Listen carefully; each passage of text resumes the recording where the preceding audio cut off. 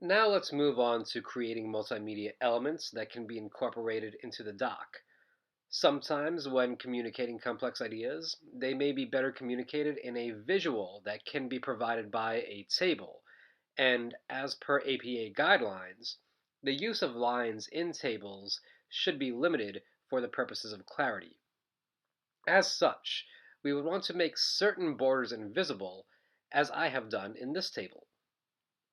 Notice how I sort of have two tables within one, and some of the labels repeat, but are denoting different information, as the information on each side of the table pertains to different groups of people. Notice how, by making certain border lines invisible, I have strategically used the border lines to create distinctions between the information provided pertaining the two groups. And you can do that by clicking within a cell, and then clicking on this arrow here. Right now, some of my borders are invisible, but I have the option of selecting one of them, say this right border here, and then clicking on this icon for the border color and making it black. By default, all sides of your table, when you insert a table, will be visible in black, but you can make them invisible by following the same process and selecting the white color. And you would repeat this process for any side of the table for which you will want the border to be invisible. You will also notice that I had to merge some cells in order to create some of the labels for certain portions of my table.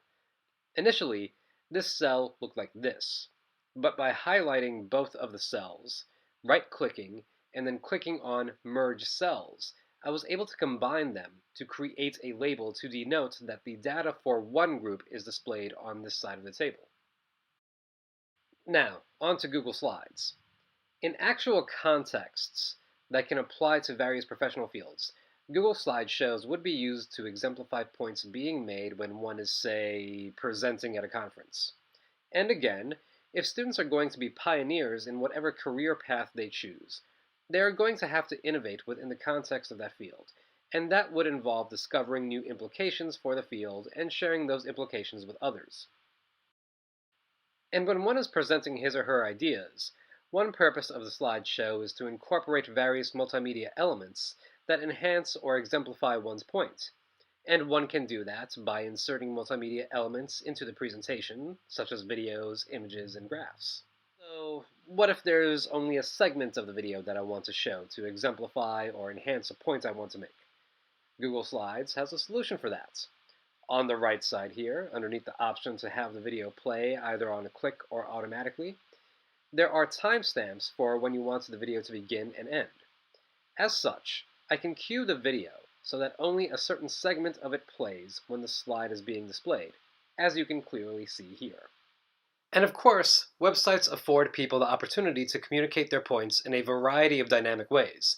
So you see I have this background with images overlapping one another to represent how the author of The Crucible viewed McCarthyism, which is the question that is being posed by the prompt.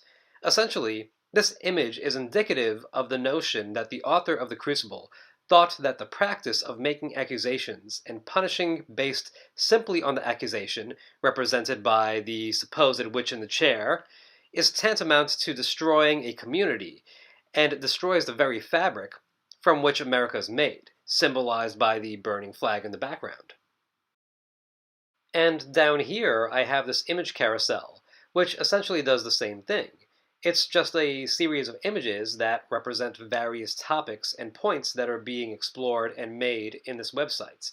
And right next to my image carousel is an introduction to the website, which would act as my introductory paragraph in an essay in which I introduce and connect all of the topics that will be discussed and the ideas being presented in the website. The lattermost item being the claim that, as you can see, there are many professional fields in which research and presentation of research findings would be applicable, and albeit this would be expected in careers that involve the hard sciences, such as the ones listed, other careers that are not typically associated with the hard sciences also have applications for research and presentations. The field of cosmetology, for instance, has need for pioneers in the field that are willing to do research to make advancements in the field or address any issues associated with practices in the field, and that is what schools should promote of students.